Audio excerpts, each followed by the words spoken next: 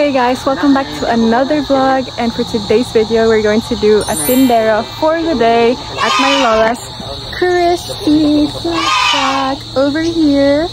I always wanted to do this vlog dahil I wanted to help my lola as well paninda to like some customers here. So the thing is, atong mga paninda for today is like mga Filipino delicacies here, like maya-maya, puto bulanghoy, biko, alupe, maruya, tabka, banana Q, and banana turon. All those Filipino like native delicacies, mga kainin. I think that's what it's called. Wait a minute. Lala, kainin. Oh, never mind. It's kakanin, not kainin, guys. Kainin yung kakanin. This what we're gonna sell here is mga kakanin, like Filipinos, that like Filipino food, mga desserts or pang snacks like over here may mga biko dito, and meron mga coffee here. We got Jacobos fruits and nuts here, and yung mga energy champion. So everything is here. And then dito din si BTSV. He's going to help us like entertain the customers today. Si V ba to, guys? I think si V to. Hindi ko sure. Pero over here, Christy Snack Shack. So we already have some stuff here that we bought ahead. Ano sa'y tawag nila lang, kane? Putong bulanghoy. Like cassava puto. And then over here we have the empanadas. And we also have like some dry biscuits here to sell. So guys, I already did a vlog here, but I was like a customer that time. I didn't really get to tinda some stuff. I just went to the snakes, horse, and did a lot of different activities here. But for today, tindera lang tayo, guys. Nandito lang tayo for today. So let's see what we can do. So guys, the tindera has to cook the bananas first. Magawa tayo ng pinaypay with our fresh bananas here. So, first things first, nag-peel na ako nito. Sinampol na ni Lola paano gagawa ng pinaypay. So, you have to like peel them and then slice them into 3. I'll show you. So, it looks like a paypay. You get it? Hot doon yung tanan nala? Mga 10 pieces. Okay, I made like 6 and this is the 7th one. Ganito lang, guys, diba? Pang astig-astig na style.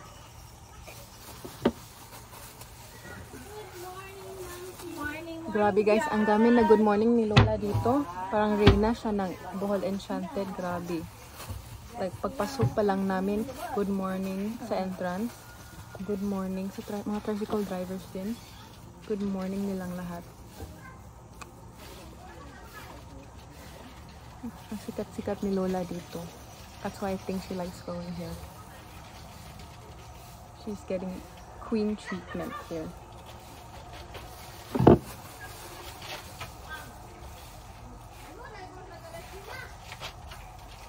Tada! So, sorry mami, dito na po ako mag-work. Hindi na ako babalik sa Jolly's Cafe and Shop. Ito na po yung bagong work ko. Sorry na po, pasensya na. Nag-upgrade na ako dito. Gagawa na ako ng pinaypay. So, I made 10 pinaypay na and they're ready to fry. So guys, gusto ko sana magprito sa pinaypay, pero Lola is scared that I'm gonna sunog it. So, siya lang daw. Sadly. But she gave me another job, something to do with bananas again. I have to mash them this time instead of slicing them. So for this one, we're gonna make maruya for this mashed bananas. So let's just use a fork to mash this bananas like that. Oh my god, this is gonna take forever. Oh, I like the fork, it's cool. Golden fork. I'm like doing this mashing here. I'm just hearing the chickens like doing their thing in the morning. So guys, I think I mashed all of it now. It's the best I can do. Looks like omelet now. Okay, tapos na po tayo. Uwi na ako. So, this is the pinaypay. We added like some batter to the banana to make it crispier and look better. So yun, meron ng mga customers over there. So, I didn't know people would just go here this early.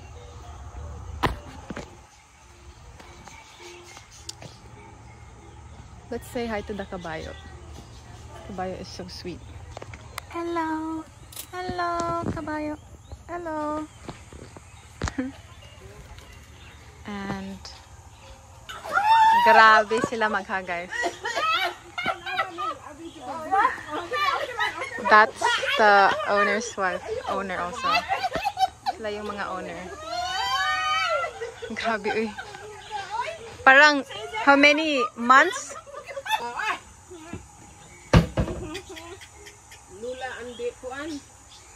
Lola and the Apo. So the Pinay Pie is ready. Oh my god, that looks so good, guys.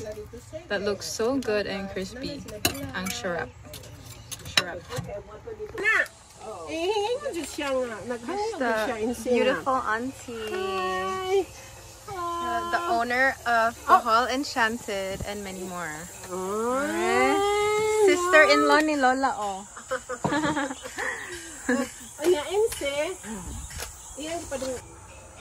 Dami ng sales, guys. Okay? Okay. Lista natin yung mga sales natin. Grabe. Umabot ng 1 million. Grabe, guys. Let's try this empanada. If you guys don't know what empanada is, it's like ground meat and vegetables inside. No meat? Meat plus empanadas. Usually there's always meat in that, but this one's meatless.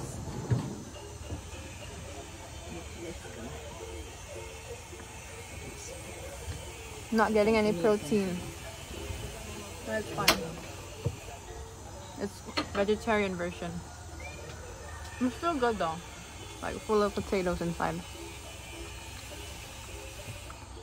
Guys, ang dami palang mga Koreano dito na visitors. Ang dami palang mga Koreano. That's why pala nilagay ni Lola si V ba yun? I think si V yun. I'm sure. I think so. I think ang dami palang mga Korean dito. I think I'm gonna learn how to speak Korean now. Annyeonghaseyo. Mag-Korean na talo lang kay daghan kayo mga Korean nga guys. So guys, how to get Korean customers? Annyeonghaseyo, saranghayo. Oh, bibigyan na sila. 5 ka putong balanghoy. 5 ka balanghoy. Banana. Fine. 5 ka banana o 5 ka. Oh, ito nga. No. 5. Delicious.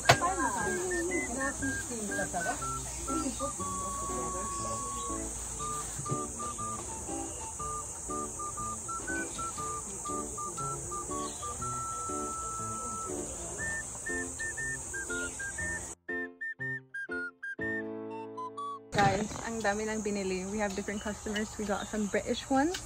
We got some Filipinos. And we also got Korean. And look at the putong bulanghoy. Grabe. It was 10.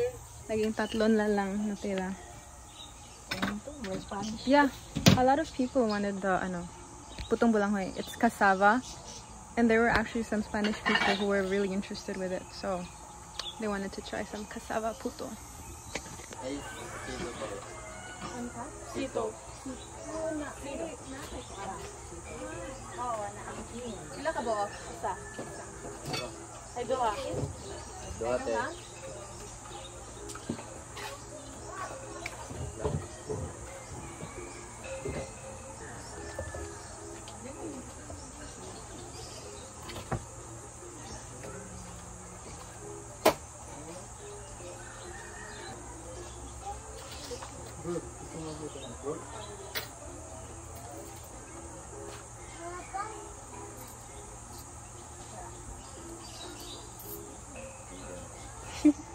So, ang daming since we're selling a lot of like sweet stuff, we gotta keep it clean, make sure walang mga amigas dito. Amigas/langgam in Tagalog, ants in English.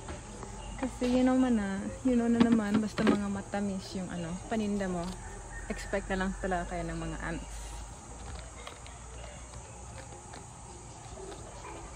So, trapo-trapo lang tayo dito. I talked to a lot of customers na guys. Tingnan nyo, hardworking guys. yung ilong ko nag-sweat na. So, yeah. Kab-kab din kami dito. So guys, if ever nag-tour kayo sa Bohol, please visit us at Bohol Enchanted, which is located in Bilar. It's like an 1.5 hour drive from Tagbilaran City. And when you come here to Bohol Enchanted, don't forget to visit my lola's Christy Shack. Basta nakita niyo yan si V dito, alam niyo niya guys, si Christy Shacks na to. So, we have a lot of different mga delicacies dito. So, you should try coming here. And then, over there, like 2 minutes away, may buffet doon. 395 lang per person. And ang dami ng choices. May sinigang, humba, adobo, shrimps. May shrimps pa ha. And may free iced tea doon. Unlimited din. And may din. Ano pa ba? Lumpia, bola-bola. So much stuff there. Mga gulay. Seaweed. Yes. So many stuff. And may dessert pa na maha blanca. Fried chicken. Fried chicken din. Sinigang. Yeah, sinigang is my favorite.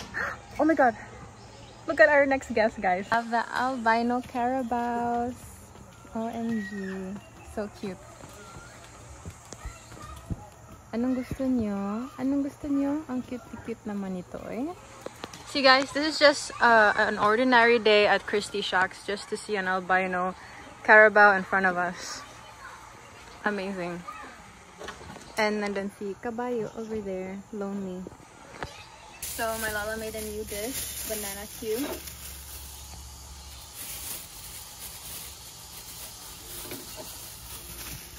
So guys, since there's one piece of banana Q left, we gotta try it, of course.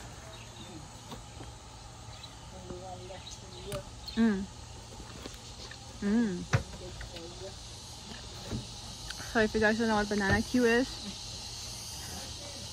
it already is in the name, banana, and it's coated with like caramel sauce, caramel syrup, very warm caramel syrup.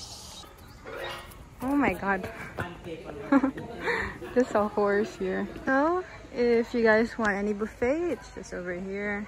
So this is the buffet here, like different Filipino dishes here. Chop suey, pancit, fried chicken, and this is like escabeche, shrimp, soup, and the sinigang.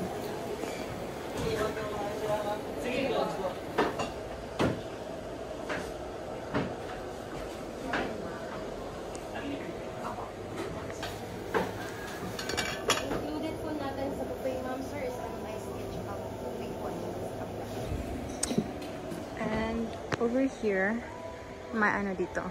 If gusto niyo sumiyar, guys, dito yung CR. Look at that.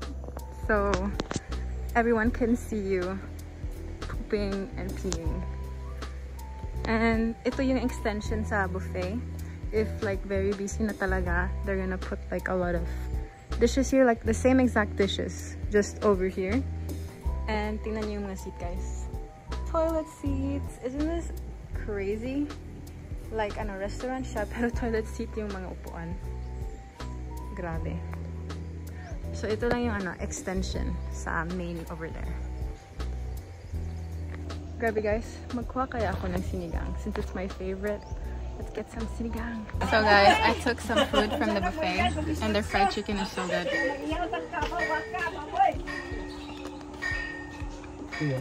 Like Jollibee.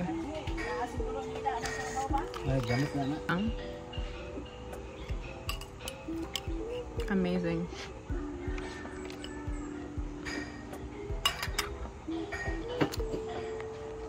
So guys, nandito pa tayo sa like room ni Lola. Meron kasi siyang room dito sa Bohol Enchanted.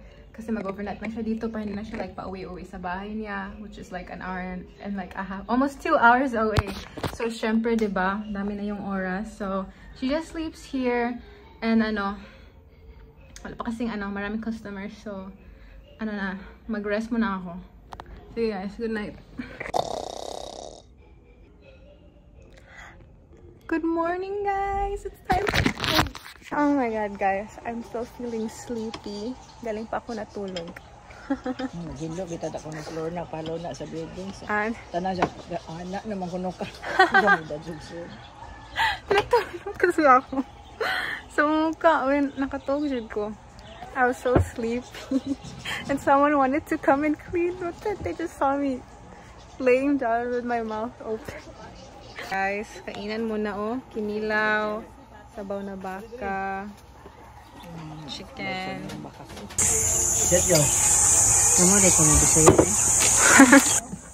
Let's drink buku fresh buku juice, guys. It's so good. Pagita, lagi mo like buko. Fresh from the tree. Dami kasi yung mga buko tree dito. Guys, my lola made a new dish called biko. It's like glutinous rice, sweetened with like some, like caramel, kind of like latik. It's called latik. So you basically mix latik with the glutinous rice. To make latik is basically coconut milk with brown sugar, and it's really, really good. Yakoy. Okay, thank you. We got shakoy here. Ooh, that looks good. So guys, ito yung tindera life sa Philippines. It's more on having snacks and kaon than actually magtinda. So, kainan naman ng shakoy and coconut bread.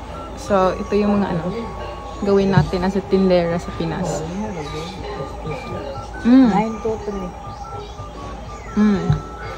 That's good. The shocker. And this is the Spanish bread. Let's try the Spanish bread as well. Oh my god.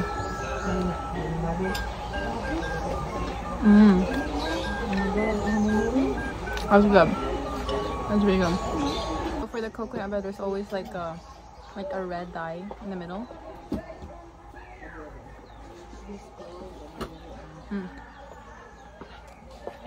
Ang sarap. Guys, I forgot to vlog it. Pero na ay ni ani nga half German, half Bisaya. Parehas na ko. Unya kay ba po siyang Bisaya? Oh my god. Kalimut ko vlog ato guys. Pero na I think naapat to sila ani. Pero kuya like guys. Bisaya dito siya sa kahit nandun siya. Sorry, nag-Bisaya na ako. Sorry sa mga Tagalog. Like, even though nandun na siya sa Germany pinanganak, marunong pa din siya mag-Bisaya because she learned with her mom para di daw siya malibak.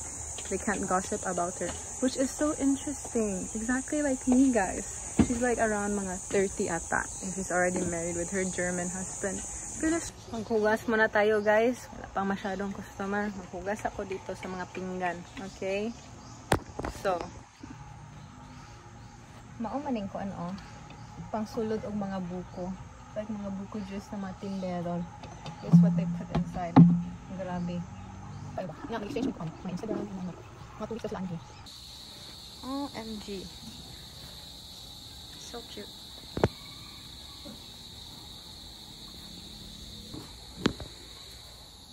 Sige, lagi sila suroy-suroy. Coconut wine. Chichar, we also sell it here. Na-advance kayo. Gusto ko na. Bawal na pa na yung tagay mo.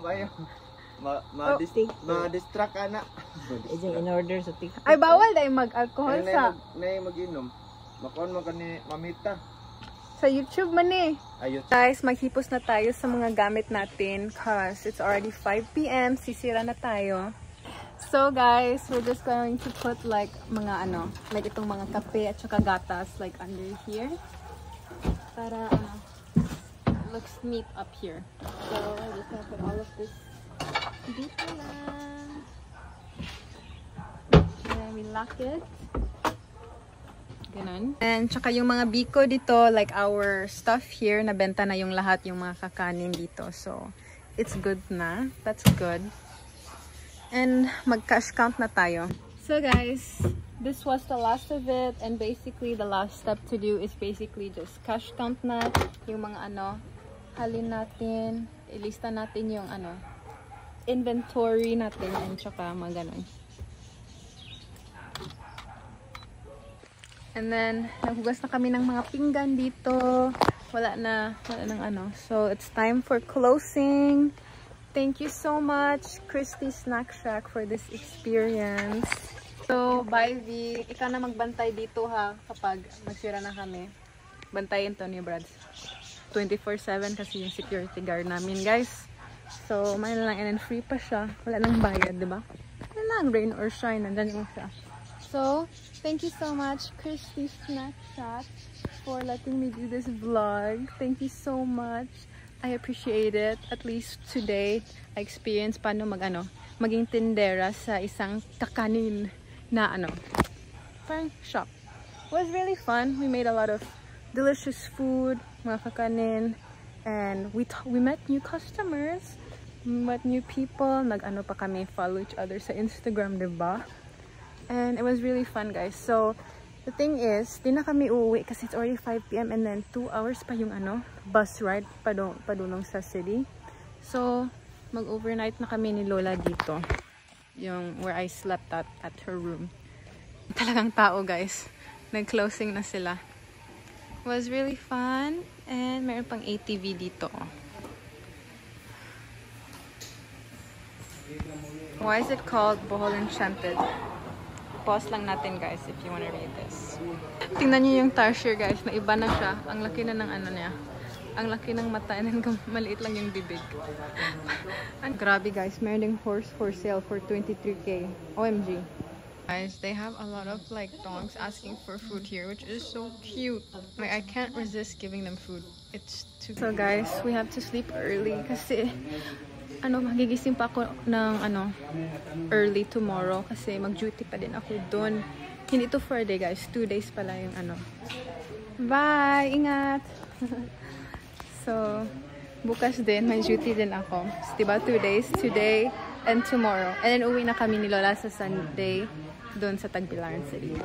So, guys, as usual, don't forget to like and subscribe, and thank you for watching this vlog. Thank you so much. Bye! So guys, we're here in our room.